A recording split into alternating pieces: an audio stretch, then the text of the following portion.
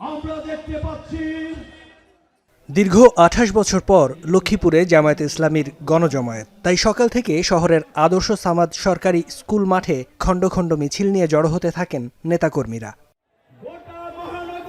বেলা ১১টার দিকে নেতাকর্মীদের উদ্দেশ্যে বক্তব্য রাখেন দলের আমির ডাক্তার শফিকুর রহমান।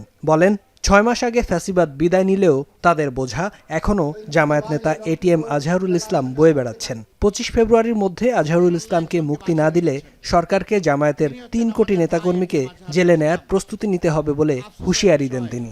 ৬টি মাস চলে গেল, বাংলাদেশ ফ্যাসিবাদীদেরকে তাড়ালো, কিন্তু ফ্যাসিবাদের বোঝা এখনো এটিএম আজহারুল ইসলামের ঘাড়ের উপরে রয়ে গেল। আগামী ২৫ তারিখ আমি স্বেচ্ছায় নিজেকে আইন শৃঙ্খলা বাহিনীর হাতে তুলে দিয়ে বলবো, আমাকে গ্রেপ্তার করুন এবং আমাকে কারাগারে পাঠান। যেদিন আজহারুল ইসলামের মুক্তি হবে তার পরের দিন আমার মুক্তিটা দিয়েন। যদি মুক্তি না দেন, বাংলাদেশ জামাতে ইসলামীকে সরাসরিভাবে আককরি করতে এই দেশের ৩ কোটি প্রাপ্তবয়স্ক মানুষ সমর্থন করে এই ৩ কোটি মানুষকে জেলে নেওয়ার জন্য প্রস্তুত হয়ে যান।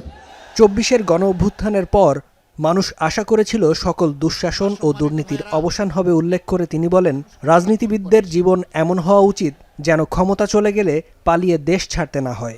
তবে যতদিন তারা ক্ষমতায় থাকে ততদিন তারা রাজা, আর যখন ক্ষমতা হারায় তখন তারা গর্তের ইঁদুর।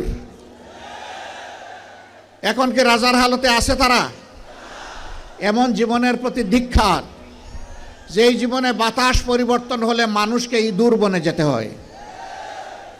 এমন রাজনীতিকে ঘৃণা করি, যেই রাজনীতি করতে গিয়ে দেশ ছেড়ে পালাতে হয়। সবশেষ ১৯৯৬ সালে লক্ষ্মীপুরে জামায়াতে ইসলামীর তৎকালীন আমিরের উপস্থিতিতে সমাবেশ অনুষ্ঠিত হয়। প্রায় ২.৫ যুগ পর জেলায় এ গণজমায়েতে শরিক হন লাখো নেতাকর্মী। আল্লাহ আমাদেরকে যে নিয়ামত এবং রিজিক দিয়েছেন, আমরা ভাগ বাটোয়ারা করে খাবো। এখন লক্ষ্মীপুর। চাঁদাবাজি ছেড়ে দাও। শাইনি চুলে এখন হবে সব হেয়ার স্টাইল। সিল্কোর দ্বিগুণ শাইনি চুল প্রতিদিন।